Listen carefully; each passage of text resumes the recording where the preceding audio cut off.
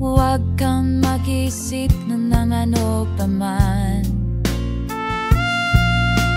Ang mapaliwanag mo'y di na kailangan.